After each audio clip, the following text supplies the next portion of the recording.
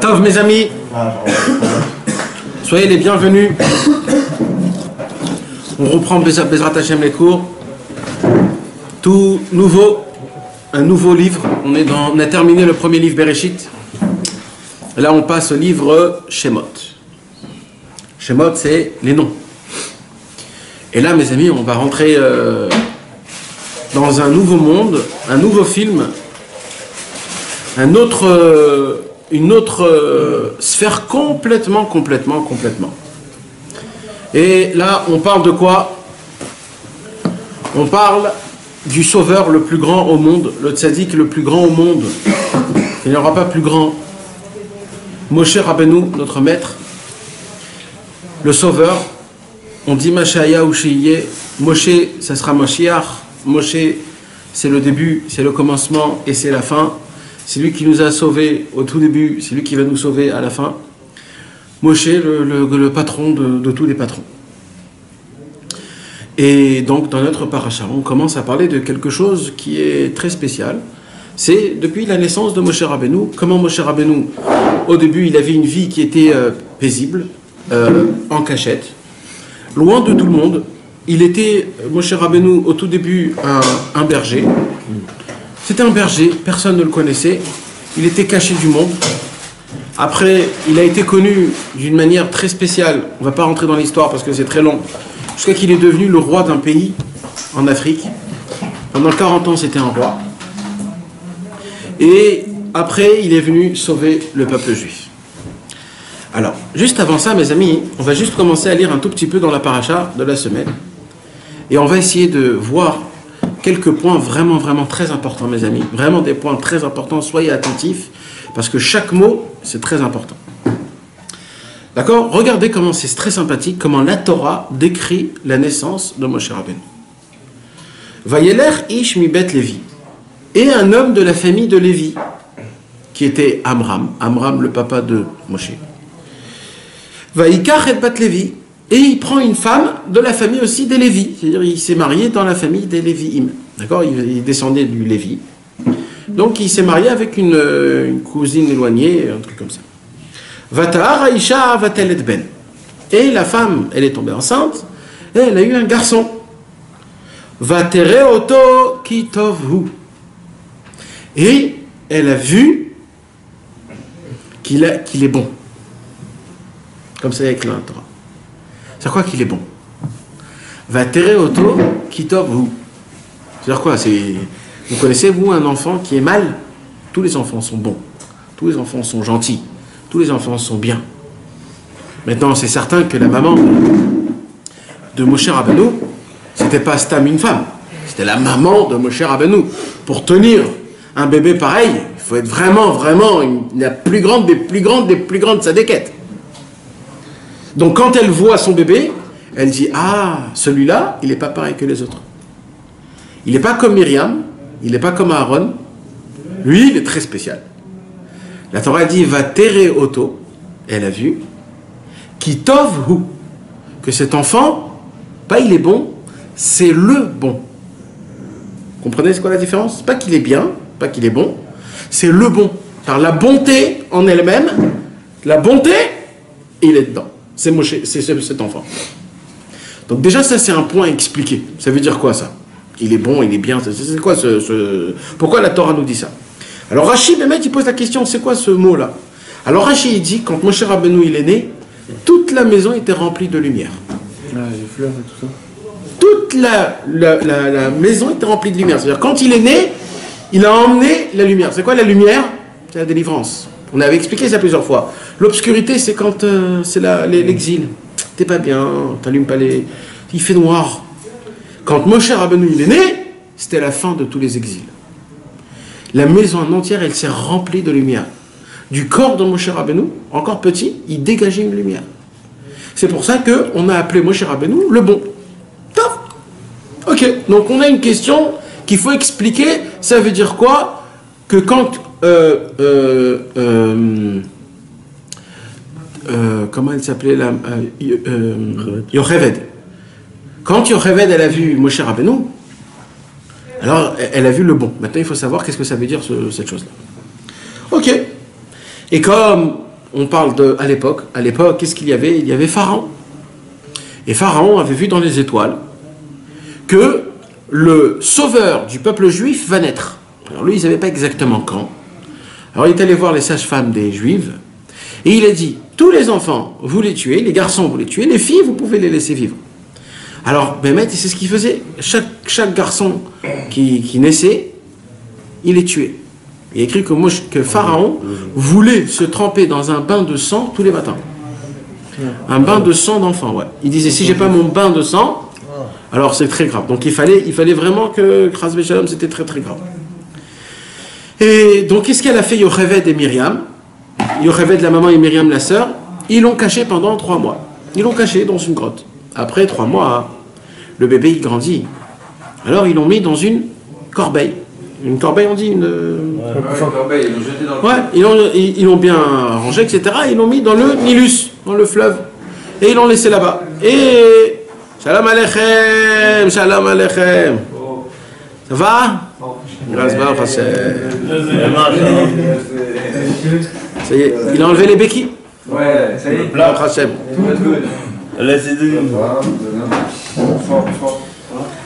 D'accord, donc maintenant qu'est-ce qui se passe? Donc il a mis dans une corbeille, c'est ça le mot, la corbeille? Un panier.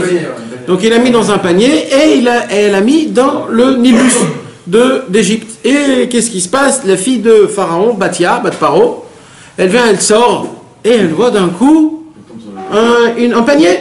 Elle voit le panier, elle vient pour le prendre et il y a un miracle que sa main, elle agrandit, elle s'allonge jusqu'à qu'elle arrive à attraper de loin le panier. Elle attrape le panier, elle dit, oh là là, c'est quoi un bébé, regarde ce qu'il y a, etc. On va le prendre, on va le grandir chez nous à la maison. Au début, il voulait téter aucun sein. Parce que Moshe Rabbeinu, il va parler avec Hachem, comment il peut téter un sein goy.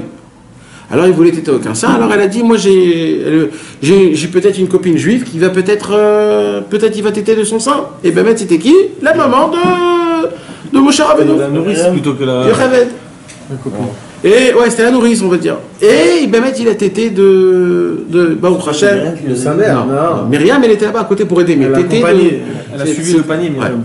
Il n'y a pas un truc qu'elle l'appelait Moshe parce que c'est sauvé des autres. Alors pourquoi elle l'appelait Moshe? Minamai Mishitiu. Parce que ça a sauvé de l'eau. Moshe, c'est-à-dire Machayado. Il a retiré de. Qui l'appelait comme ça? C'est Batia, ouais. Batia, la fille de Pharaon. Mais en fait, Moshe Rabbeinu avait 7 noms. Après, il a reçu encore 3 autres noms. Donc, il avait en tout 10 noms, Moshe Rabbeinu. D'accord? Top. Hein? Les 10 noms, je ne saurais pas les dire en entier, mais il avait 10 noms, Moshe Rabbeinu. Les Égyptiens l'avaient appelé Moshe. Moshe. Et c'est comme ça, Bémet, qu'on l'a appelé Moshe. Et on verra encore, on va découvrir un secret ce soir. C'est quoi Moshe? Le mot Moshe. Vous allez voir, il y a une explication même sur ça. Top. Pour l'instant, on va raconter juste l'histoire. D'accord? Après, on revient pour comprendre les choses. Donc maintenant, qu'est-ce qui se passe? Il se passe que Moshe Rabbeinu, il grandit, et Pharaon ne sait pas qu'en fait, il fait grandir le sauveur du peuple juif dans sa propre maison, et lui donne de quoi manger, de quoi boire, de quoi s'habiller, etc., etc. Un jour, Moshe Rabbeinu, il a à peu près 20 ans, il sort dehors, et il voit un Égyptien frapper un juif. Et il le frappe, et il le frappe, et il le frappe, et il le frappe. Il n'en pouvait plus, il ne pouvait pas supporter ça. Il regardait à droite, à gauche, il a dit un nom de Dieu, et ce goy, il s'est fait avaler par la terre. Plus rien. Comment il a appris la Torah s'il était chez... Alors, il y a écrit, c'est une bonne question. Cette question a été posée l'année dernière aussi. Alors, il y a écrit que Moshe Rabbeinu, le fait est qu'il a tété du sang de Yocheved, de sa maman, elle était tellement pure que du sang, déjà, il comprenait tout seul des choses qui étaient très, très, très grandes. Ça, c'est une réponse. Deuxième réponse, c'est que même qu'il était dans la maison de Pharaon, Akadosh Baruch Hu lui a envoyé des connexions. Que tous. Ouais. Mais il ne savait pas que c'était un hébreu à la base. Alors si, alors de base oui. Il était copain avec le fils. Ouais, quand même. Il savait que c'était un juif, et il étudiait avec son père, et il était tout connecté. Ouais. Parce que son père était encore vivant. Son père, il venait, il faisait partie de la... Puisque sa mère, c'était la nourrice dans la maison de chez Pharaon, donc sa famille était proche de Pharaon. Donc il pouvait rentrer, sortir. Donc Amram, son père, il venait, il lui apprenait des choses. C'est-à-dire, il n'était pas... il était complètement juif, il était kadosh, il mangeait kasher, il était vraiment un vrai tzaddik. Mais il se cachait parce qu'il s'est dit, si Dieu il m'a mis là, c'est qu'il faut que je reste là. Donc en fait, il connaissait toute la Torah, il avait tout appris, il connaissait tout. C'est vrai que c'était ses parents. Bevadaï. Le problème que vous comprenez pas ça, c'est à cause du film. Ouais, bah oui, mais dans le film, il faut pas. C'est faux complètement. Arrêtez, oubliez le film. Mais non. Oubliez le film. Oubliez ça. En vérité, la famille de Moshe Rabbeinu, c'était un tzaddik qui était complètement tzaddik, qui était proche de ses parents. Il étudiait la Torah avec ses parents, etc., tout normal. Mais il fallait qu'il garde le secret, comme quoi c'est soi-disant que... C'est-à-dire Pharaon ne savait pas que c'était ses parents, mais sinon il était toujours là-bas. Mais Kitsour, j'avance. Et un deuxième jour, il sort et il voit que, vous savez que Pharaon, il avait créé aussi des policiers juifs. Il y avait des policiers, des policiers juifs, comme le Gestapo, ouais. Voilà. Alors maintenant, un jour, Moshe Rabbeinu, il sort encore, et qu'est-ce qu'il voit? Il voit un policier juif qui est en train de rendre la vie amère à d'autres juifs. Alors il vient pour le... Moshe Rabbeinu, il ne pouvait pas supporter ça. Comment c'est possible qu'on attrape un truc pareil? Il voulait le tuer. Alors Moshe Rabbeinu, il voulait le frapper. Ouais, il y a l'autre qui arrivait. Il voulait le frapper, et c'était qui en fait? C'était Datan et Aviram. Datan et Aviram, mes amis, c'est les deux démons les plus grands qui puissent exister au monde. En étant des juifs, oui. En étant des juifs, c'était des démons. Pas des vrais démons, mais ça veut dire qu'ils étaient méchants comme des démons. C'est le Yetzer Hara le plus grand au monde, Datan et Aviram. Et eux, c'était la police eux, c'était la police des juifs. Et comment tu veux dire ça, les juifs? C'est bon différent chez le bon côté des juifs et tout. Là, parce qu'il y a des fois des choses. Ça, c'est que le tzaddik. Ça, c'est que le tzaddik qui peut les juger du bon côté. Nous, on n'a pas le droit de les juger du bon côté. Ah, d'accord. Ouais. Datan et Aviram, Rabbi Nachman, il dit tous les méchants de toutes les générations, ils viennent tous de Datan et Aviram. Tous. De Datan et Aviram. Tous les gauchos. Les deux, ils viennent. Tous les méchants de toutes les générations. Quelle tribu c'est de Réhouven. Ah bon? Ouais. Bekitsour, mes amis, et il vient comme ça, et là, qu'est-ce qu'il y a? Un, il dit à l'autre, tu veux nous aussi nous enterrer par terre en disant un nom de Dieu? Dès qu'il a entendu ça, Moshe Rabbeinu, il a dit, oulala, oulala, ça commence. Et il a commencé, ça commence à se propager. Moshe Rabbeinu, le proche de Pharaon, il est en train de sauver ses frères juifs, va savoir si c'est pas le sauveur. Et là, Moshe Rabbeinu est parti. Il est parti. Pendant 40 ans, personne ne sait ce qui s'est passé avec Moshe Rabbeinu. Il est parti, il est devenu roi, bien sûr, il est devenu roi, mais on ne sait pas toute l'histoire, comment il est devenu roi. C'est une histoire très longue, c'est écrit dans le Sefer Hayashar. Avant ça, il est devenu roi. Non. C'est là où il est devenu roi. Exact. Là-bas, il est devenu roi, etc. Une très très longue histoire. De Ashur. Yitro, c'était le roi de Midian. Avant Yitro, il était d'abord roi à Midian pendant 40 ans. Il était marié avec une femme, il n'avait aucun lien, mais c'était le vrai roi pendant 40 ans. Ashur, il y a une très longue histoire, peut-être un jour je vous la raconterai parce que c'est très manienne à raconter. Bekitsour, après qu'il était roi, après qu'il est parti, etc., il va là-bas et il trouve qui? Yitro. D'abord il voit le puits.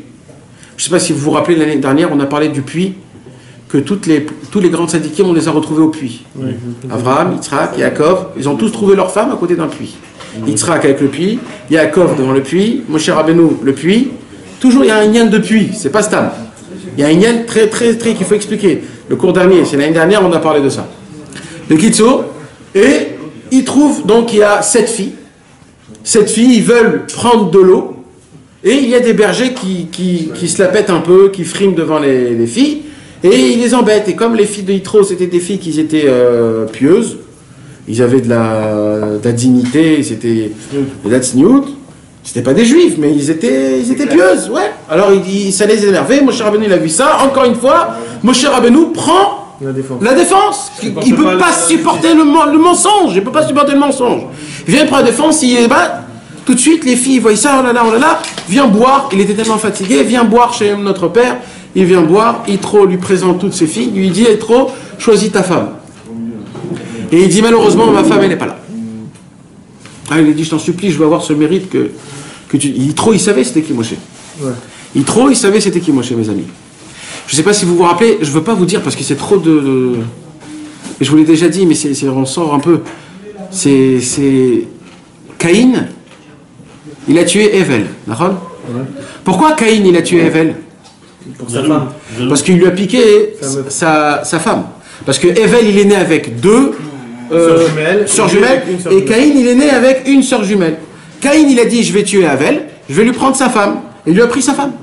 Ouais. Maintenant, ils sont revenus en Gilgoul, Moshe Rabbeinu dans Evel, et Yitro dans Caïn.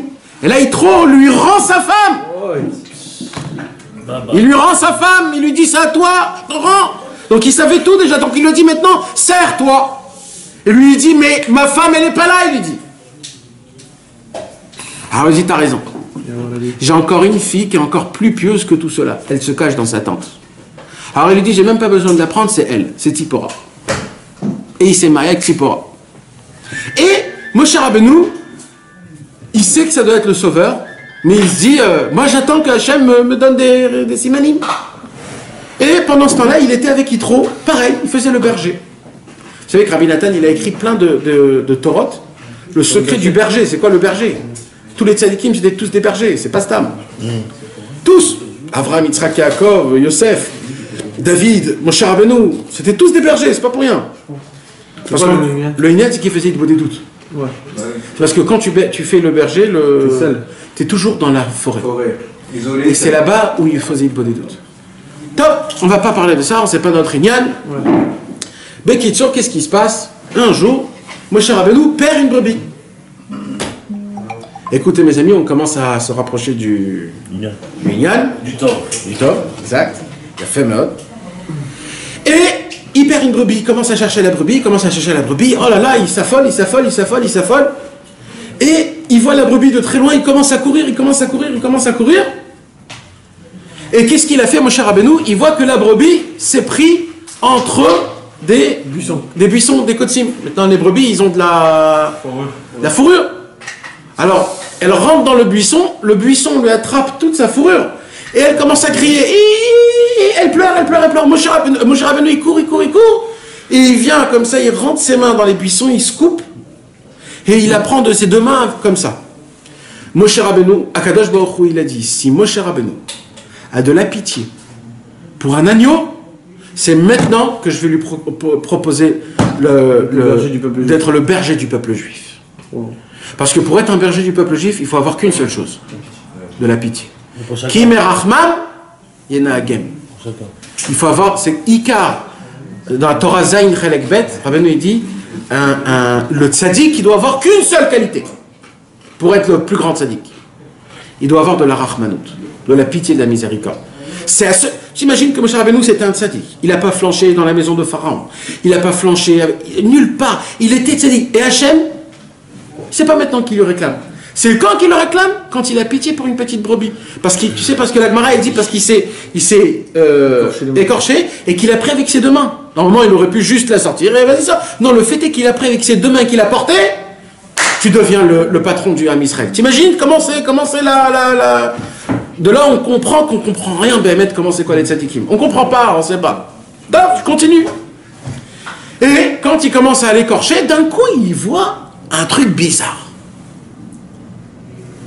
Il voit un truc complètement bizarre. Il voit un buisson qui brûle, mais qui ne consomme pas. Qui ne consume pas. C'est un vrai problème. Et d'un coup, il vient, il se dit, attends, c'est un truc, là, je suis en train de... Voilà, il commence à se rapprocher, et quand il se rapproche, il voit vraiment du feu qui brûle dans un buisson, mais qui ne consume pas. C'est joli. Et d'un coup, il entend une voix, Shal Na'al Me'al Raglecha Ki Admat Kodeshi. Une voix du ciel, ôte tes chaussures de tes pieds, car la terre où tu te poses est sainte. Et là, il y a un truc qui se passe. Il enlève ses chaussures, il est là. Et il y a une conversation, mes amis, de 1 semaine entre Hachem et Moshe.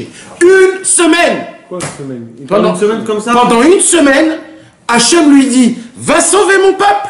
Moshe Rabbeinu lui dit, non. Devant le buisson, tout ça? Oui. Il attendait ça. Hein? Il attendait pas ça, Moshe? Mais pas du tout. Tu as assez bien de se dévoiler. Pas du tout. Tu veux savoir qu'est-ce que j'ai lu aujourd'hui? Moshe Rabbeinu, il a dit comme ça. Je sais que c'est moi le sauveur. Mais c'est jusqu'à maintenant, Dieu ne me l'a pas proposé, c'est qu'en vérité, tout ce qui souffre le Ham Israël, c'est à cause de moi. Donc c'est moi le rachat le plus grand au monde. Comme ça, il a dit Moshe Rabbeinu. C'est moi le rachat le plus grand. Donc Hachem ne me veut pas. Donc là, il se disait, mais comment Hachem, toi tu me demandes de sauver? Mais c'est déjà trop tard, je suis déjà vieux, moi. Je suis déjà vieux. Parce que Moshe Rabbeinu, il est mort à 120 ans. C'était à peu près à l'âge de 80 ans qu'il lui a proposé ce travail. C'est pas à 80 ans que tu vas commencer à faire ta vie, c'est à 80 ans que tu termines ta vie. Tu comprends? Donc là, il s'est dit non. Alors au début, il a dit je bégaye, après il a dit je suis pas assez bon, après il a dit je connais pas le travail, après il a dit... Vous imaginez que Moshe Rabbeinu, il dit non à Hachem? Une semaine, ça veut dire, qu'est-ce qui... Je t'en supplie, même dans le téléphone, quand tu chines, après une heure, tu dis bon allez vas-y d'accord, je signe, j'en ai marre. Une semaine. Maintenant c'est Hachem Yitbarach. Hachem Yitbarach. Comment tu peux avoir des doutes devant Dieu, tu vois? C'est pas un doute, c'est pas un doute. C'est parce qu'il était tellement... Ah, ça, mais comment tu peux répondre? C'est ce que je veux dire, comment tu peux répondre? Parce que nous, on n'a pas assez d'émouna, nous. Parce qu'il était humble. Lui, il avait la émouna parfaite, que Akadosh Baruch Hu, tu peux t'asseoir, tu peux parler. Parce que c'est ça, il peut des doutes. C'est de dire, Ribono Shel Olam, qu'est-ce qui se passe? Pourquoi ça m'arrive des choses comme ça? Comment ça se fait? Il y a écrit dans la Torah que celui qui fait comme ça et comme ça lui arrive comme ça. Pourquoi tu me fais pas comme ça? Il y a un problème, quand on prie, on doit être entendu. Pourquoi je sens que je suis pas entendu? Il faut dire ces genres de paroles-là, tu comprends? C'est ça la conversation avec Hachem. Donc Moshe Rabbeinu, il vient, il dit, Hachem, t'es en train de me dire quoi là? Que je dois sauver le peuple juif? Mais j'ai 80 ans, t'as attendu tout ce temps, pourquoi? Qu'est-ce qui s'est passé? C'est maintenant, et pendant des centaines d'années, tu les as laissés crever, mais qu'est-ce qui se passe? Mais je comprends pas, moi. Et moi, je me connais. Moi, je sais que je peux pas sauver le peuple juif. Moi, il y a écrit comme ça. Ça, c'est Rabbi Nahum de Tchernobyl. Il a écrit dans Maor et Naïm, il a dit, comment Hachem a trouvé, ça va être qui le sauveur du Ham Israël? Comment? Je vous l'ai déjà dit ça. Hachem a fait la liste de tout le Ham Israël, et il a cherché c'est qui l'homme le plus humble. De tout le Ham Israël. Il a vu c'était qui? Moshe. Tu sais ce que c'est l'homme le plus humble? C'est l'homme qui a le moins de confiance en soi-même. Donc imagine-toi, le mec, il a envie de boire un verre d'eau, il se dit, je fais, non, je prends pas. Oui, je peux, non, je prends pas. Non, je crois pas. Non. Le mec, il est tout petit, il se sent rien, il est rien. C'était ça, Moshe Rabbeinu. Moshe Rabbeinu, c'était pas un, asseyez-vous là, allez là-bas, faites ça. C'est pas du tout comme dans le film que le truc... C'était pas ça du tout. Moshe Rabbeinu, il était tout petit, il bégayait. Mais vous imaginez que Moshe Rabbeinu bégayait? Dans le film, il est beau gosse, grand, avec la gomina, il est blond et tout. J'en ai vu aussi, Moshe Rabbeinu. Oui, d'accord. Mais t'imagines qu'il bégayait? Ça veut dire quand il a dit à Pharaon, fais ça, libère mon peuple, il a pas dit... Comme ça, avec les trucs là qu'il rendait avec son bâton super beau, libère mon peuple. Non, libère mon peuple. Comme ça, il a parlé. Mais attends, tu t'imagines, tu le vois toi comme ça, Moshe? Dire les 10 commandements. Nous, on voit les 10 commandements. Que Dieu, je suis Dieu. Lui, il était Anochi, comme ça il parlait, Moshe Rabbeinu. C'est pour ça que ça a duré une semaine peut-être. Non, arrête ça.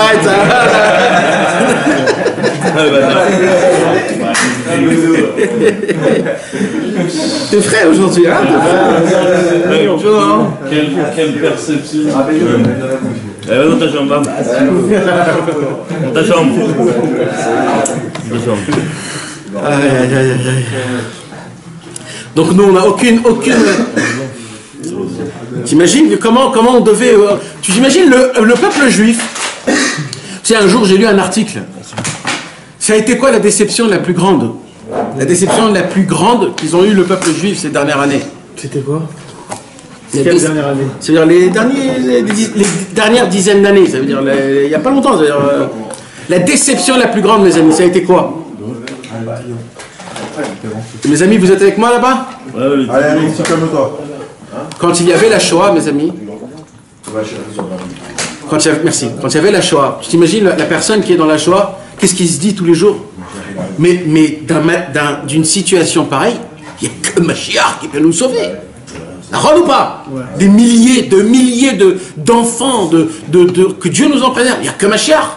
Et un beau jour, des Américains, ils viennent avec le drapeau américain, et voilà, tout continue comme si de rien. Quoi tu parles? Ils ont libéré Oui, c'était la déception la plus grande. Moi, j'ai lu des livres où là-bas, il y a écrit que c'était pour eux le plus grave. Ça veut dire, si ma chère vient pas après ça, c'est que c'est très grave. Ça veut dire que quand il viendra, ça doit être encore plus grave. Qu'est-ce que vous voulez, ça veut dire? Alors maintenant, fais la même chose en Égypte. D'accord? En Égypte, ils ont emmuré des enfants. Ils ont fait la shrita, comment on dit? La shrita. Ils ont égorgé des enfants où Pharaon se trempait dans des bains de sang d'enfants juifs tous les matins. Qu'est-ce qu'il se disait là-bas? Il se disait, celui qui vient, c'est la perfection la plus grande. Et qui vient? Un homme qui bégaye. C'est quand même choquant, ça veut dire. C'est normal que quand Moshe il est venu, il a dit, c'est pas toi frère, dégage. Nous on attend un super beau mec. Eh ben non. Parce que Moshe Rabbeinu, c'était d'Afka un homme comme ça, qui avait de l'humilité, qui était tout petit, qui se regardait tout petit. C'est comme ça le plus grand des tzadikim. Le plus grand des tzadikim, il est le plus petit dans ce monde-ci. Top, je continue. Et Bekitsour. Et Moshe Rabbeinu, à la fin du compte, il dit à Hachem, donne-moi éclaircis-moi les yeux que jusqu'à maintenant j'ai pas compris pour que je puisse y aller. Ça veut dire je peux pas maintenant y aller, il faut que tu me dévoiles quelque chose. Et là, il y a écrit que Akadosh Baruch Hu lui a appris une leçon, que grâce à cette leçon, il est devenu Moshe Rabbeinu. Mais le problème, c'est que dans le Midrash, on ne dit pas c'est quoi cette leçon-là. On ne dévoile pas c'est quoi cette leçon-là. Alors ce soir, on va dévoiler c'est quoi la leçon que Hachem a dévoilée à Moshe Rabbeinu, que grâce à ça, Moshe Rabbeinu est devenu Moshe Rabbeinu. C'est fort quand même, non? Ouais, faut assumer là. C'est quand même où elle était. Très bonne question. Alors ça, comme par hasard, et comme d'habitude, Rabbi Nathan l'a dit en toute finesse. Il a expliqué dans le Likutei Halachot en toute finesse qui va sortir bientôt, Bezrat Hashem. Tout simple. Il explique sans dire c'est ça. Et il le dit en expliquant tout simple. Et ce soir, on va étudier ça. Maintenant, avant ça, j'ai plusieurs questions à vous poser. Première question, c'est quoi d'enlever les chaussures parce que la terre elle est sainte? Quelqu'un peut m'expliquer ça? Parce que c'est Kadosh et la présence divine. Alors explique-moi la logique des choses, vas-y. Oui, parce que nous on garde nos chaussures comme une hôtesse, on n'a pas le droit de les mettre pieds nus. C'est l'inverse. Tu peux expliquer la logique des choses? Parce que c'est pur. Alors, quoi, tes chaussures ils sont tamées? Je comprends pas. C'est quoi l'explication? C'est quoi Toi-même tu nous dis que quand la terre elle est tamée parce qu'on marche dessus avec nos chaussures. Non, j'ai pas dit qu'elle est tamée, j'ai dit qu'elle est rabaissée Ouais, parce qu'on la piétonne et elle donne. Mais quand même, là qu'est-ce qu'il dit Dieu? Là il dit Dieu, comme la terre est sainte, enlève tes chaussures, sois pieds nus. Qu'il soit plus proche de la... Comme les rebeux. Oui, mais c'est quoi la logique des choses? D'abord, c'est pas comme les robots, c'est les robots qui ont tout piqué sur nous. C'est sûr, parce que nous à l'époque, est-ce que par contre, on se mettait pas les chaussures aussi Alors, il y avait aussi les chaussures. Comme le Cohen, genre, c'est Voilà. On revoit cette même chose au Beth Amikdash. Vous savez que dans le Beth Amikdash, c'est une halakha, hein, c'est Deoraita. On n'avait pas le droit de rentrer avec des chaussures, même avec des chaussettes. Même le Cohen. Mais surtout le Cohen. Non mais même des chaussettes. Ça veut dire il faut pas qu'il y a une khatsitsa. Alors c'est même un pieds nus alors. Khas vesham, c'est pas bien. On va parler de ça. On n'a pas le droit. Le Cohen, il était obligé de marcher sur le parterre mamash du Beth Amikdash, pieds nus, mamash, sans chaussettes. C'était très interdit. Tous les Juifs, tous les Israélites qui devaient rentrer au Beth Amikdash, la même chose. On revoit ça quand? Au Kohen Gadol. Le Kohen, quand il fait Birkat Kohanim, il doit enlever ses chaussures. D'accord? Pourquoi? Parce qu'il ressemble au Kohen au Beth Amikdash. Mais d'où ça a commencé, ça, mes amis? D'où ça a commencé, la racine de ces choses-là? Parce qu'il faut comprendre c'est quoi ce minag. Maintenant, c'est Dieu lui-même qui l'a demandé à Moshe Rabbeinu. La première parole qu'il a parlé avec Moshe, c'est quoi? Ôte tes chaussures de tes pieds, car la terre est sainte. Alors là, je comprends pas. Maintenant, comment on dit le buisson en hébreu? Sné. C'était le sné. Ça, c'était en Égypte. C'était au mont Sinaï, au Har Sinaï. Rien de ça, là. Hein? C'est la bonne La montagne est sainte. Har Elohim, c'est la montagne de Dieu. Alors ça, c'est une très bonne question. C'est d'ailleurs ce que je voulais te poser. Si, c'est la question que je suis en train d'expliquer. C'est quoi la question? Si encore tu me dis que je suis dans le Beth Amikdash, je comprends qu'il faut enlever les chaussures. Mais là, on est dans une montagne perdue en Égypte. La terre n'est pas sainte. Pourquoi je vais enlever mes chaussures? D'accord? Alors, ma cachère. Et il faut expliquer, c'est quoi le lien des chaussures? Alors écoutez bien ce que je suis en train de vous dire, mes amis. Je vais vous dire un truc. Vous savez que, avant que Adam Arishon a fauté de l'arbre de la connaissance, tout le globe de la planète Terre était saint comme Eretz Israël. Tout le globe du monde était saint comme Eretz Israël. Et on devait marcher pieds nus comme si c'était le Beth Amikdash. Adam et Chava marchaient pieds nus sur la terre. Pourquoi ils marchaient pieds nus sur la terre? C'est là où on va expliquer c'est quoi cette notion. D'où l'homme a été créé? De la terre. La terre c'était la chose la plus sainte qui puisse exister. Parce que Akadosh Baruch Hu, il a cherché, en vérité, il a dit, dans quoi je vais sortir l'humain? Par quoi je vais sortir l'humain? Par les arbres, par les cieux, par l'eau, par le feu. Par quoi je vais chercher? C'est quoi la chose? Il a pris la terre et l'eau parce que... Il a tout pris, il a pris les 4 éléments. Mais il a surtout pris un élément qui est encore plus fort que les autres.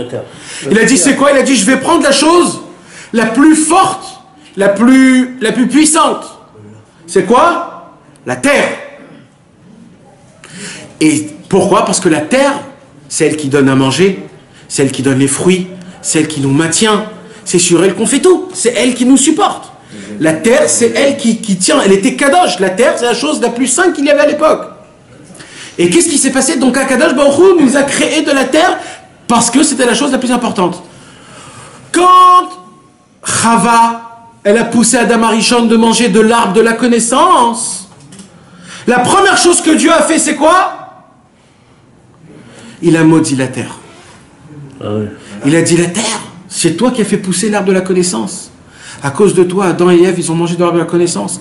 Eh bien, je te maudis que comme tu étais en haut, tu seras la chose la plus basse qui puisse exister. Et depuis, la terre est devenue la chose la plus horrible. Plus on crache, on parle, on fait tout. Et de là est venu que comme on ne veut pas avoir aucun lien avec la terre, on met des chaussures. Non. C'est que ça. Et comme là, c'est que ça. Alors pourquoi c'est interdit de marcher pieds nus? C'est pour ça que c'est interdit de marcher pieds nus, parce que la terre, elle est tellement touma, que quand tu marches pieds nus, tu donnes à ton corps de la touma, de la terre. Alors, ouais, mais attends. De marcher pieds nus. Alors non, parce que c'est ça le problème. C'est que quand le Beth Amikdash, il n'est pas construit, tu n'as pas le droit de marcher. C'est parce que c'est encore, c'est Quand sous... on va à la plage. Alors, quand on va à la plage, vaut mieux y aller avec des tongs. Alors quand tu vas dans l'eau, tu peux y aller. Mais c'est pas bien de marcher pieds nus. Il dit Rabbeinu dans Sefer Amidot, celui qui marche pieds nus, c'est un pécheur. Ah. Donc, comme ça c'est écrit. C'est écrit dans la lettre. Rabbi Israël, mes amis, il y a des photos, on voit que même mettre les pieds par terre, il ne les posait pas. Il demandait toujours de mettre un coussin. Vous allez voir que toutes les photos de Rabbi Israël, avec ses pieds, il y a toujours un coussin au-dessus. Même poser ses pieds par terre, il ne les posait pas, Rabbi Israël. Tellement que c'est spécial. Mais sur le parterre ici, t'as le droit, mais pas sur le parterre de la terre. Alors vaut mieux, même celui-là, même celui-là, vaut mieux éviter, c'est pas bien. Aucun, c'est pas... Il faut pas, il faut s'habituer à marcher avec des pantoufles, des chaussures. Ouais. Maintenant, vous savez, mes amis, qu'il y a écrit dans la Gemara, dans ma Maseret Shabbat, page 129, il y a écrit qu'un homme, il faut qu'il vende même l'oreiller de son lit pour s'acheter des bonnes chaussures. Tellement c'est devenu grave, tellement c'est devenu important, qu'on n'a aucun lien avec le parterre, parce que le parterre, il est devenu la chose la plus impure qui puisse exister. Pourquoi? Parce que ça a été à cause d'elle que Adam et Ève ont mangé de l'arbre de la connaissance. Tu comprends? C'est elles qui ont donné le fruit, c'est elles qui ont fait pousser l'arbre. Donc de là, c'est devenu la logique qu'on ne marche pas pieds nus. Okay. Par contre, quand tu viens dans un parterre qui est pur et qui est saint, là justement, tu veux profiter de la sainteté, puisque c'est la chose la plus élevée. Donc c'est justement là-bas que tu enlèves tes chaussures. C'est pour cela que quand Moshe Rabbeinu il est monté dans le mont Sinaï et qu'il a vu, le buisson ardent, tout de suite, qu'est-ce qu'il lui a dit Hachem? Enlève tes chaussures. Mais là, on repose la question de Kevin. Là-bas, c'est pas Eretz Israël. C'est quoi l'endroit? Pourquoi c'est ça? Si on a reçu la Torah? Ah, mais on l'a pas encore reçu. Ça, la Shekhina, elle se trouvait là-bas. Alors, il y a écrit que la Shrina, elle se retrouvait là-bas. Comment? Il y a écrit que Moshe Rabbeinu, quand il a vu cette montagne, il a vu que tous les oiseaux qui volaient, quand ils arrivaient à cette montagne, ils faisaient un détour. Tellement qu'elle était sainte. Ils ne volaient pas, y aller par là-bas. Il a dit, c'est certain qu'il y a un truc là-bas. Mais quand même, elle était sainte de quoi? On n'a pas encore reçu la Torah. Ouais. C'est dans plusieurs années qu'on va recevoir la Torah. Dans 2-3 ans. Bah, c'est par le buisson. Oui, mais c'est tout que le buisson, c'est maintenant nouveau. Admat Kodesh. Pourquoi la Adama, elle est Kodesh? De là où tu l'appelles sainte, on ne peut pas l'appeler sainte. Elle a des qualités, mais pas l'appeler sainte. Alors, mes amis, pour vous répondre à ça, il faut que je vous donne plusieurs introductions et on va essayer de rentrer Bezrat Hashem dans plusieurs secrets qui sont exceptionnels, qu'on va commencer à découvrir.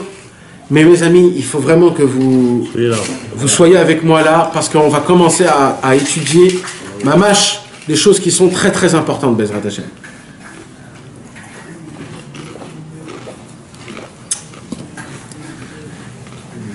Vous savez, mes amis,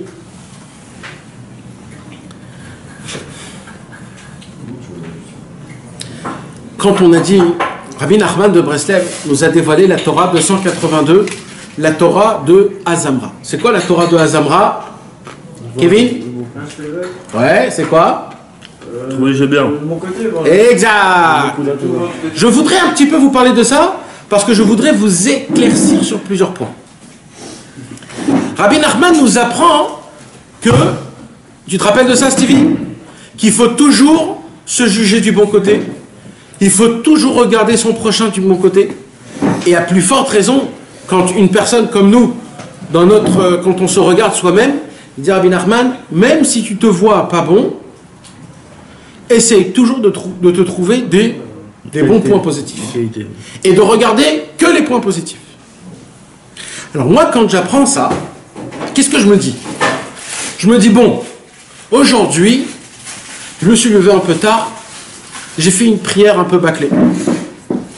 Quand j'ai mis mes Rabbenoutam, vite, je me suis dit, il faut que je les bâcle. Après, j'ai mangé un peu en vitesse, j'ai un peu oublié de faire les brachot avant. Malheureusement. Il est bon, celui-là. Hein? Mais bon, j'ai fait quand même Boré Nefashot. Après, quand je suis allé au travail, je me suis mis à fond. Alors, le travail, je l'ai fait avec Bechumra, avec tous les Hercherim. Je suis venu 2 minutes avant, je suis parti 2 minutes après, j'ai parlé comme un malade, etc., etc. Dans le chemin, j'ai regardé 2-3 petites meufs, je suis tombé un peu dans la colère, j'avais un peu de l'orgueil. Bon, je suis pas à la perfection, hein, c'est plus ou moins tous les hommes. Et là, je me rappelle, je me dis, ah, mais Rabbi Nachman, il a dit qu'il faut regarder du bon côté. Alors, je vais me regarder du bon côté. D'accord? Qu'est-ce que je fais pour me regarder du bon côté, mes amis? J'étais assis là. Je me dis, j'ai quand même prié. Mahon, combien de juifs aujourd'hui prient le matin? On n'est pas dans la majorité, donc Baruch Hashem, j'ai prié. J'ai quand même mis mes téfilim. C'est pas petit de mettre tétef. J'ai quand même mis ça. Quand j'ai mangé kasher quand même. J'ai pas mélangé la viande, c'est quand même bien. J'ai fait ça pour Hashem, c'est pas que... Alors j'ai quand même fait ces bonnes choses-là. Et là je me dis, et Rabbi Nachman, il n'a pas dit juste de regarder les bonnes choses. Il a dit qu'il faut regarder que les bonnes choses. Alors, j'oublie le mal et je me rappelle que du bien. D'accord? J'ai fait un petit Azamra. Ouais. Okay. Oui, Kevin? Oui ou non? Ouais? Sur soi, c'est facile encore. Non, mais là, on parle que sur soi, pour l'instant. Reste que sur soi, pour l'instant. D'accord? On a compris, Stevie? Eh bien, je vais vous apprendre ce soir, mes amis, ça ne s'appelle pas ça, Azamra, du tout. C'est pas ça, Azamra. Et ça, j'ai découvert il n'y a pas longtemps, hein, mes amis. C'est pas ça, Azamra, du tout. C'est pas ça que Rabbeinu nous a demandé de faire. Explique. Qu'est-ce que Rabbeinu nous a demandé de faire? Rabbeinu, il a dit, le problème, vous savez, c'est quoi le problème? C'est que vous ne savez pas qui vous êtes. Votre problème, c'est quoi? C'est que vous avez $1 million dans votre poche, mais vous l'avez oublié, et vous avez juste un petit billet ici de 100 shekels, et dans ta tête, tu te rappelles que du billet de 100 shekels. Donc tu te dis, purée, j'ai envie de m'acheter un truc, mais j'ai pas assez d'argent. Bon, mais j'ai quand même mis 100 shekels. Mais ce que tu sais pas, c'est que tu as $1 million dans ta poche. Et ce que tu sais pas encore, c'est que ton père, c'est le Menaël Arachid de toutes les banques d'Israël. Et que tu as une American Express noire qui est sans limite. Ah bon? Mais vous comprenez, mes amis? Non. Vous comprenez de quoi je vous parle? Un peu trop. Ouh, c'est quoi? Je peux dire, on n'a pas ici, pas ici. Non, de base, il faut que tu saches que la Neshama, ta Neshama à toi, que là, de l'endroit là où Hachem, il t'a pris, c'est d'un endroit tellement haut, tellement pur, tellement grand, tellement puissant, que tu es un tout petit Dieu, mais tu as toute la puissance de Dieu, puisque ta Neshama, c'est Chelek Elokam Imal, c'est une partie de Dieu. Donc ça veut dire quoi? Ça veut dire que Dieu, il a fait le monde en 6 jours. Toi, tu fais partie de la même chose qui a créé le monde en 6 jours. Tu t'imagines la force, la puissance que tu as? Shalom Aleichem! Shalom Aleichem! Bonjour, ça va Jérémy? Chazak mon frère. Chazak. Tu comprends, Kevinos? Moi, ce que je suis en train de vous dire, c'est qu'on n'a aucune, mes amis. J'étais perturbé, je suis désolé. Oh, ouais. Tout ce que tu nous as appris l'autre fois sur Azamra, c'est pas ça. C'est pas ça. Alors c'est quoi? C'est quoi Azamra? Azamra, c'est pas juste d'essayer de se trouver des bons points positifs. Oh, mes amis, d'abord, avant ça, je vous mets une parenthèse. Rabbi Nachman de Bassav, il a dit on ne peut pas vivre aujourd'hui sans Azamra. Hein. C'est pas encore une étude. C'est pas un enseignement, une sira. En fait, Là, je vous parle de la base du monde. Ça veut dire, vous êtes tous obligés de connaître, quand je dis Azamra, vous devez tous être au courant de quoi je parle. D'accord? Parce que ça, on est obligé de l'appliquer tout le temps, avec sa femme, avec ses enfants, avec soi-même, avec ses copains, avec tout le monde. Non, c'est passé quoi en vrai? Alors, attends, on sait la base, c'est quoi? Rabbeinu, il dit de trouver des points positifs. Mais le problème, c'est que moi, jusqu'à aujourd'hui, c'est quoi ce que je me suis dit? C'est que je vois la photo en général. Dans ma photo en général, j'ai fait des bonnes choses, j'ai fait des mauvaises choses. Rabbi Nachman me dit, regarde que les bonnes choses et oublie les mauvaises choses. Nachman? Eh bien, c'est pas ça, Azamra. Stevie. C'est quoi Azamra, Kevin? Azamra, il dit Rabbi Nachman, déjà de base, il faut que tu comprennes qui tu es, d'où tu viens, qu'est-ce que tu vaux. Un homme, on va dire, Trump, il a besoin de faire Azamra, lui? Dans ce monde-ci, je parle, ça veut dire pour un goy. Il n'a pas besoin. J'ai entendu une histoire de Trump. Je peux vous dire que ce Trump, c'est pas pour rien que c'est Trump. Trump. Pourquoi quoi? J'ai entendu une histoire, c'est un rat qui a raconté cette histoire. Vous savez que Trump, il est monté, il est descendu, il est monté. 7 fois, il a fait faillite complète, il n'avait plus rien.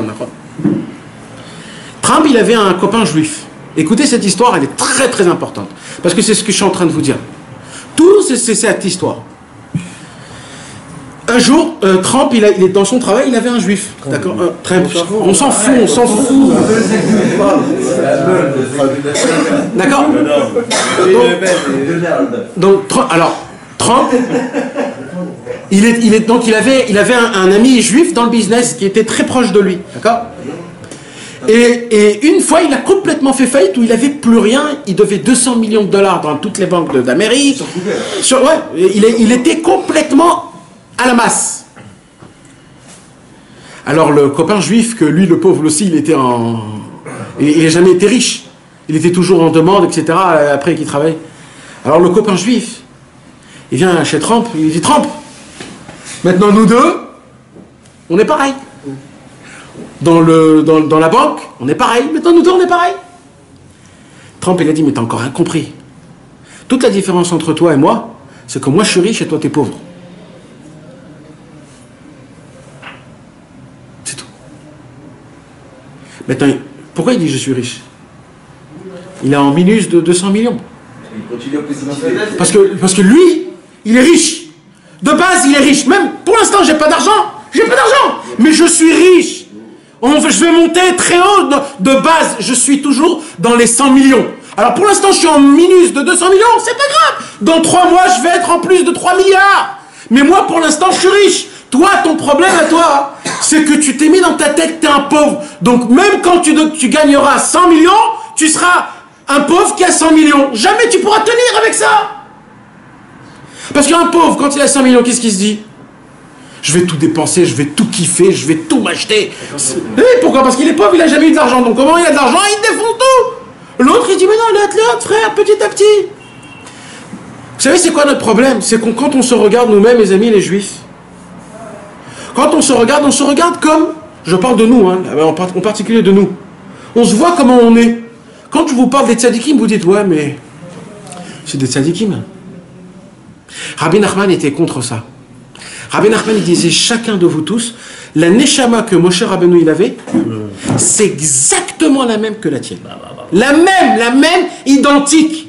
Parce qu'elle vient de Dieu. Il y a 2 dieux, il y a 3 dieux, il y a 4 dieux, il y a un seul Dieu.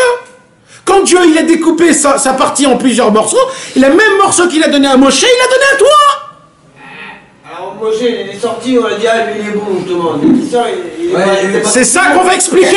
On va expliquer c'est quoi ça. Nathan, pourquoi tu as parlé tout à l'heure des deux là, Dathan et Aviram. Ouais, pourquoi eux leur avaient donné du... Eux aussi, ils lui ont donné, bien sûr qu'ils l'ont donné. Mais eux, ils ont choisi d'être des mauvais. Parce que tout est là, c'est ça ce que je suis en train de t'expliquer. Ce qu'il faut que vous compreniez, c'est que ça n'existe pas le mot « oui, mais eux, c'était des tzadikim ». Oui, mais eux, ils sont nés dans l'orthodoxe, dans l'encadrement. Moi, je suis né dans le 9-3, j'ai grandi dans des boîtes de nuit, tu peux pas me demander de faire ça. C'est impossible, c'est un devoir casé. Regardez-vous quand vous êtes à Ouman. Vous dormez pas, vous étudiez. Vous vous levez la nuit, vous faites ratzot, vous vous trempez dans un mikvé où il y a 100 000 personnes nues qui se trempent dedans. Mais vous savez, c'est des tzadikim qui font des choses comme ça. Vous êtes des tzadikim. Vous donnez de l'argent, vous laissez vos femmes, vos enfants, vous venez à Ouman, vous faites des choses qui sont incompréhensibles. Vous lisez un tikkun hakali, ça vous prend 1h30, vous pigez pas un seul mot, mais vous le faites quand même. C'est petit ça. Mais mes amis, c'est ces choses-là que Akadosh Baruch Hu il utilise pour créer le monde futur. C'est vous qui le créez. C'est pas les tzadikim, c'est vous qui le créez. C'est du niveau du bégaiement. Exactement, c'est ça le bégaiement de Moshe Rabbeinu. Moshe Rabbeinu, il était pas classe. Il était classe, bien sûr qu'il était classe, pardon. Il a poussé là. Non mais ça veut dire... Ouais. Moshe Rabbeinu, il bégayait. Il bégayait. Ça veut dire quoi bégayer? Ça veut dire qu'il était comme nous. Quand nous on fait le tikkun haklali, on bégaye. Parce qu'on sait pas lire en hébreu, nous on est des Français. Alors au lieu de dire Mirtam, on dit Miratam, les David, Shomer, Ani. On bégaye, on dit pas les mots comme il faut. Quand on veut faire Idbo des doutes, on bégaye. Mon Dieu, qu'est-ce que je voulais te dire aujourd'hui? Ah. Non, bégaye pas, il y a des blancs. Non, il y a des blancs, ça s'appelle bégayer. Merci. Désolé, je sais pas quoi dire. Voilà, je sais pas. Je te remercie pour tout. Fais que ma vie soit bonne. Voilà, c'est ça, ça s'appelle ça bégayer. Eh bien, Moshe Rabbeinu, il était comme nous. Il était comme nous. Tous les tzadikim, ils étaient comme nous.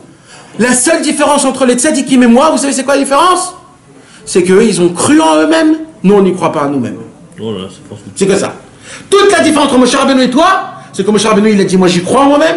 Toi, tu te crois pas en toi-même. C'est ça l'histoire de Trump que tu as raconté, lui. Exactement. Lui, s'est considéré riche malgré qu'il était pauvre. Et c'est que grâce à ça qu'il a réussi. Comment tu te considères? T'es comme ça.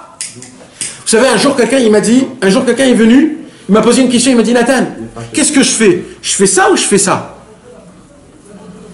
Alors, il y a des fois des gens, ils me prennent pour un rave. Comme si mais c'est quoi ce genre de question que tu es en train de me poser? Dans la vie, c'est quoi ce genre de choses que tu es en train de me poser? Alors, je lui dis, tu sais quoi? Je vais te répondre une réponse. Toute ta vie, rappelle-toi de cette réponse-là. Mais ça, cette réponse, c'est pour la spiritualité, hein, mes amis. Je ne parle pas de business, je parle de spiritualité. D'accord? Il y a des gens qui te disent, qu'est-ce que je dois étudier? Ce livre ou ce livre? Je dois me marier avec cette femme ou avec cette femme? Mais c'est qui cet imbécile qui pose des questions pareilles? Même quand tu viens chez un rave, tu ne poses pas des questions pareilles. Qu'est-ce que le rave il peut connaître? Aujourd'hui, il n'y a pas de rave qui connaît ces choses-là. Ça n'existe pas. Mais bon, il pose la question. Alors, je lui ai répondu une réponse exceptionnelle. Je lui dis, frère, il n'y a pas de chemin bon ou pas bon. Ça n'existe pas. Tous les chemins sont bons. Tous. C'est quoi qui fait que le chemin est bon et pas bon? C'est toi. Comment? Si tu baisses les bras en plein milieu du chemin, tu as raté ton chemin. Si par contre tu gardes tes mains haut et tu tiens jusqu'à la fin, on s'en fout lequel chemin, tu es gagnant dans les deux chemins. Donc en fait, c'est qui fait que le chemin était mauvais? C'est que toi quand tu tiens pas. C'est ça le Inyan. Quand nous on rentre on essaye de rentrer dans le service divin, on veut essayer de servir Hachem un peu mieux. Bon, je vais prendre sur moi de essayer de mettre les téfilines d'un peu plus longtemps le matin, pour essayer de faire une petite prière un peu plus. Et tu commences une fois, deux fois, trois fois, après tu dis je suis fatigué. Là, c'est là où tu as raté, frère. C'est là où tu es en train de te planter complètement. Alors mes amis, je reviens sur ce que j'étais. Qu'est-ce qui se passe? Mon cher Rabbeinu, au moment où il se tenait devant Akadosh Baruch Hu, et que Akadosh Baruch Hu, il lui a dit, va sauver le peuple juif. Mon cher Rabbeinu, il dit, mais on ne peut pas sauver le peuple juif. Parce que malheureusement, le peuple juif, il se conduit pas comme il faut. Alors, je reviens sur ce que je vous ai expliqué. Qu'est-ce qu'il nous dit? C'est quoi le vrai Azamra? Vous savez, c'est quoi le vrai Azamra? Rabbi Nachman, il dit, c'est pas un point positif que tu dois découvrir. Non. C'est toi-même qui dois te découvrir. Tu dois découvrir ton toi-même. Parce que ton toi-même, il est que bon. Ton toi-même, il est que beau. Ça n'existe pas un juif mauvais. En fait, ce qu'on te demande, c'est pas de découvrir une qualité. Ah, cet homme-là, il est gentil. Cet homme-là, il est bon. Cet homme-là, il est généreux. Ça, c'est des qualités. Mais c'est pas ça qu'on cherche, des qualités. Parce que les qualités, ils changent. Ce qu'on veut chercher, c'est quelque chose qu'il est tout le temps avec lui. Quelque chose qui ne peut pas changer, qui est automatiquement bon et bien. Et c'est quoi? C'est ma neshama à moi, que de base ma neshama elle est propre, elle est bonne, elle est forte, elle est puissante, elle est sainte, elle est pure ma neshama. Je ne peux pas rendre ma neshama impure. Il dit Rabbi Nachman en vérité c'est quoi Azamra? C'est de se découvrir soi-même, de comprendre qu'à la base, le plus profond de moi-même, je suis l'homme le plus saint des plus saints. Parce que dans moi-même, j'ai la même partie de neshama que Moshe Rabbeinu, que tous les tzadikim. Il dit, c'est ça Azamra, c'est de découvrir le bon que j'ai en moi. C'est pour ça qu'il dit Rabbi Nachman, de se contenter qu'on est des juifs. C'est quoi qu'on est des juifs? Que j'ai ma neshama. Que moi-même je suis bien à la pâte. C'est pas que je suis mal. Le mal n'existe pas. Il n'existe pas le mal. Il n'existe pas. Il n'existe même pas. Il n'y a que du bien. C'est ça Azamra, mes amis. On a compris? Vous avez compris la différence? Ça veut dire, c'est pas des qualités extérieures, c'est pas des points positifs que j'ai fait, c'est de base, c'est quoi qui fait que je fais des bonnes choses? C'est la divinité que j'ai en moi. Et cette divinité-là, jamais elle bougera de moi-même. Et c'est ça tout le bon que j'ai, et jamais personne ne peut me le prendre. Et que grâce à ce bon-là, le mal n'existe pas et que le bien existe. Maintenant, j'arrive à notre paracha. Écoutez bien ce que j'ai à vous dire. Il y a eu dans le monde un combat tête à tête avec deux esprits. Il y avait le combat de Pharaon et il y avait le combat de Moshe Rabbeinu. Pharaon, son travail à lui, c'était de dire: vous êtes des imbéciles, vous êtes des pécheurs, votre Dieu ne vous aime pas, votre Dieu vous a laissé tomber, c'est moi ici votre Dieu. Pharaon faisait exactement l'inverse de Azamra. Pharaon, il faisait montrer que les points négatifs. Oui, vous êtes des Réchaïm. Et la preuve, vous êtes des esclaves. Vous êtes des esclaves à moi. Dieu, votre Dieu vous a laissé. Pourquoi il vous a laissé votre Dieu? Parce que vous êtes des fauteurs. Vous êtes des fauteurs. Dieu vous aime pas. Pharaon, on dit en hébreu paro. Paro vient du mot piraon. Piraon chov. C'est quoi Piraon Chov, mes amis? Rendez un compte, rendre des comptes. C'est quoi Paro? Paro, lui, il disait, tout, c'est un rende-compte. Ça veut dire quoi? Ça veut dire, Pharaon, écoutez bien ce chidouche, mes amis. Il prenait tous les juifs, tous les jours, il lui disait, aujourd'hui, qu'est-ce que tu as fait pour ton Dieu? Alors il disait, j'ai fait ça, j'ai fait ça. Il dit, c'est tout ce que tu as fait? eh ben alors tu as un rachat. Et comme ça, chacun, il rend des rachats chacun. Il est concerné, c'est-à-dire il est convaincu, il est convaincu à tous les juifs, tous les jours, que tous étaient des Réchaïm. Et Moshe, il est venu dans le monde pour faire le travail exactement inversé. De nous convaincre qu'on n'est que du bien, qu'on est des juifs, que les points positifs, c'est ça la chose la plus importante. Et qu'il faut regarder que les points positifs. Et que le mal, il n'existe pas. C'était ça le combat, c'était que ça le combat entre Pharaon et Moshe Rabbeinu. Maintenant, le problème, c'était qui? C'était le peuple juif. Qui il faut croire. Et qui on croit? Moshe ou Pharaon? Vous savez, c'est quoi le problème, mes amis? C'est que vous voyez Pharaon comme le truc avec le serpent qui tousse, comme ça. Mes amis, c'est pas ça. Pharaon, c'était un homme qui connaissait Dieu, qui parlait avec Dieu, qui était proche du judaïsme, et que, on va dire, pas il donnait des cours de Torah, mais on va dire que c'était le mentor du peuple juif à l'époque. Le peuple juif avait pris Pharaon comme l'envoyé de Dieu pour eux. Comme ça, ils le voyaient, Pharaon. C'est pour ça qu'ils se sont dit, si Pharaon, c'est notre maître, on doit devenir vraiment des esclaves. Et si Pharaon nous dit qu'on est des Réchaïm, alors on est vraiment des Réchaïm. Mais que les Lévites, ils n'ont pas oublié. Sauf les Lévi'im. Mais même eux, ils étaient là-bas. Même eux, ils étaient quand même dedans. Pourquoi? Parce que tout le travail de Pharaon, c'était quoi? De faire convaincre au peuple juif de regarder que les points négatifs qu'on faisait. Et Moshe Rabbeinu, son travail à lui, c'était quoi? C'était de convaincre au peuple juif les bons points que nous, on faisait. Maintenant, comment je peux m'avancer à dire des choses pareilles? Parce que ce que je suis en train de vous dire, je ne sais pas pourquoi vous ne sautez pas, c'est un des Chidushim les plus grands qui puissent exister. Que tout le Inyan de Pharaon et de Moshe, c'était est-ce qu'on regarde les points positifs ou on regarde les points négatifs? Vous voulez que je vous choque un petit peu? Ouais. D'accord? Vous voulez que je vous choque un petit peu? Aujourd'hui, mes amis, on est dans la période comme si qu'on était en Égypte et que c'est Pharaon notre maître. Parce qu'aujourd'hui, la majorité des rabbanim continuent à faire ce travail-là. De dire quoi? De nous faire montrer qu'on est des Réchaïm. Parce que si ta femme n'est pas habillée comme ça, t'es un rachat. Si t'as pas les trucs comme ça, t'es un rachat. Si tu manges pas comme ça et comme ça, t'es un rachat. Si tu mets pas tes enfants là et là et là, t'es un rachat. Et donc ils créent des classes. Eux, c'est les super orthodoxes. Eux, c'est les orthodoxes moyens. Pourquoi? Parce qu'ils te rendent rachat. Donc aujourd'hui, les rabbanim, tous les rabbanim aujourd'hui, la majorité, ce sont tous des élèves de Pharaon. C'est comme nous on voit notre... Vous comprenez, mes amis, hein, je parle en général. Moi, quand je vois des juifs qui font pas Shabbat, Hein? alors quand moi je vois des juifs qui font pas Shabbat, qui font ça, alors moi aussi, Tu dois les juger du bon. Tu dois. Je sais pas. comment je veux dire?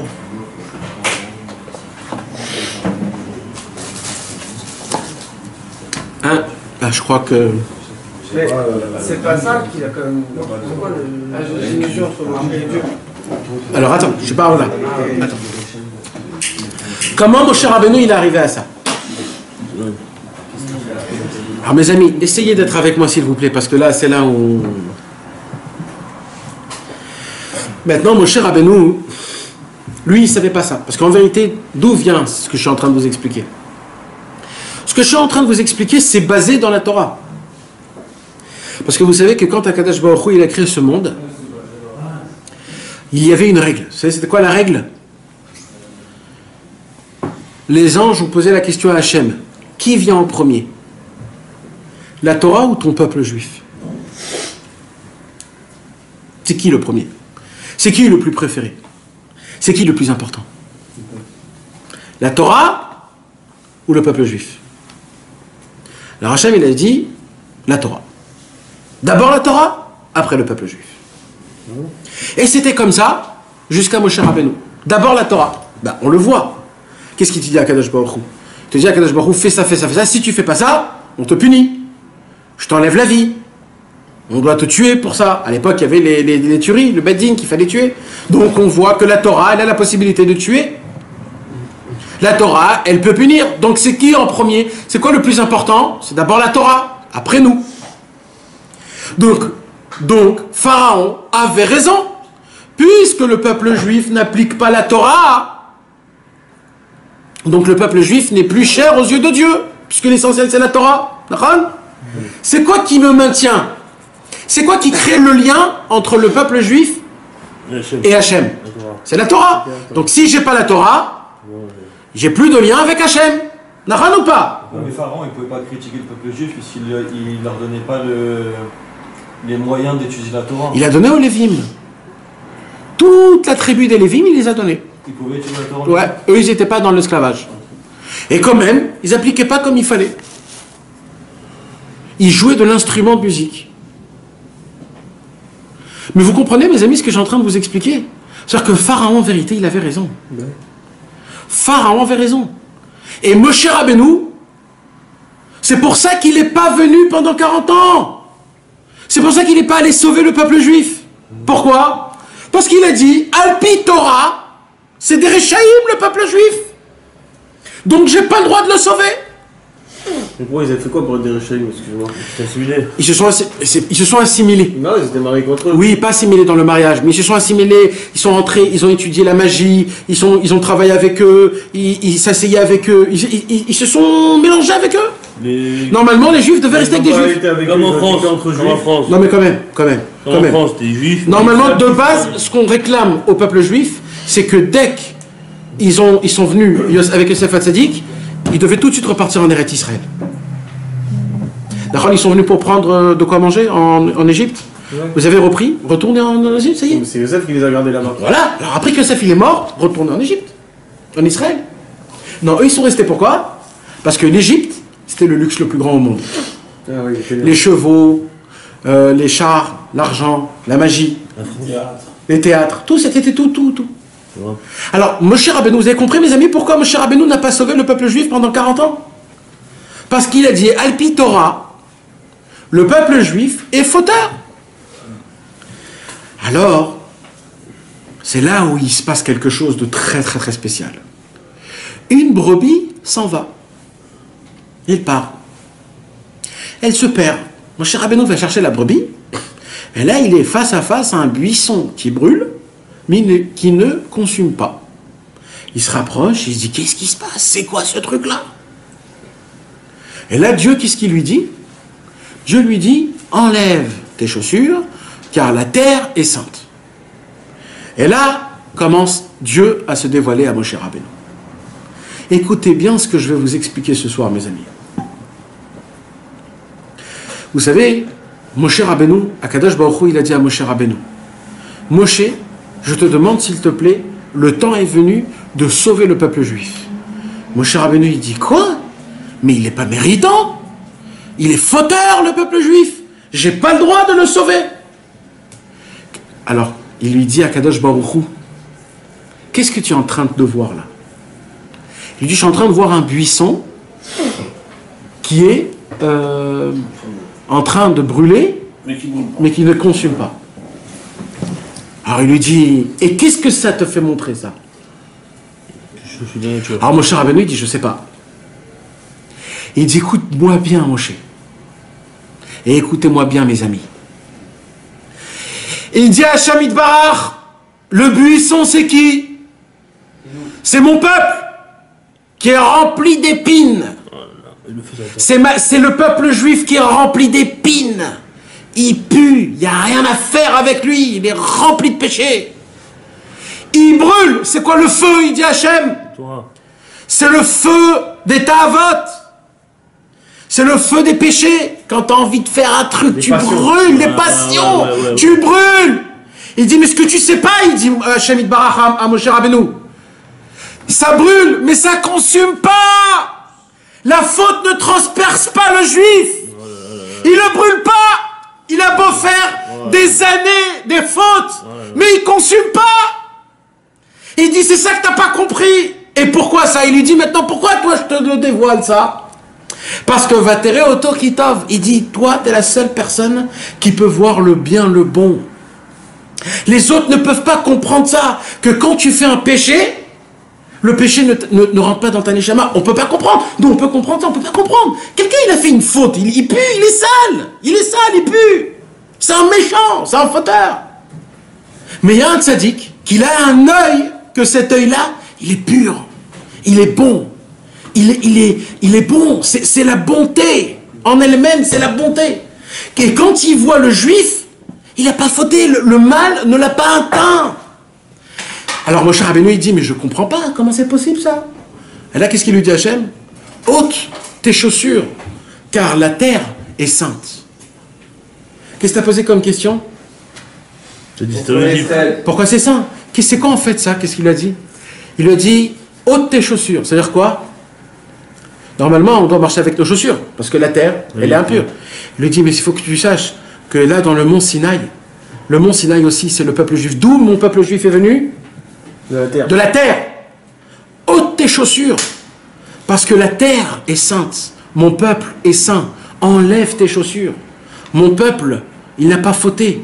Toi, tu dois marcher pieds nus. Parce que mon peuple, il n'est pas considéré comme la terre d'en bas. Il est considéré comme la terre du Kadosh, du Beth Amikdash. Il est pur et il est saint. Pour moi, il n'a jamais fauté. Et là, Akadosh Baruch Hu lui apprend une leçon la plus belle qui puisse exister au monde. Il dit, il faut que tu saches quelque chose.